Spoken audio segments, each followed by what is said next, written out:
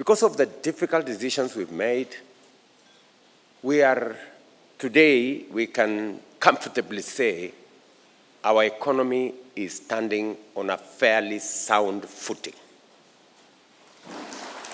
You have said yourselves, you've seen yourselves the statistics, Our inflation has come down from 9.6% in 2022 to now an average of 3.5%. That significantly helps our macro and even the people who do business with us to understand that we can make the right choices. We have also, contained the slide on the dollar from a high of 165, 167.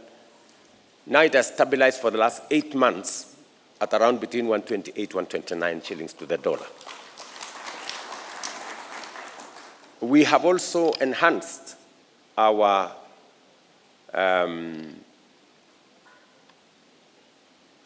foreign exchange reserves by another almost $2.4 billion. And therefore,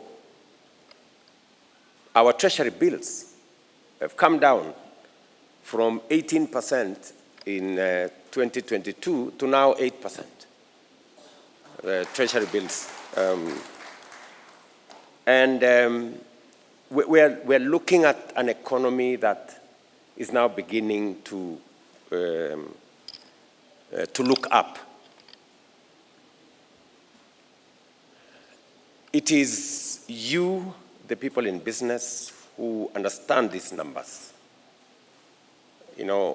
The countries that did not, for example, take the kind of steps that we did ended up in a much more difficult place than we are.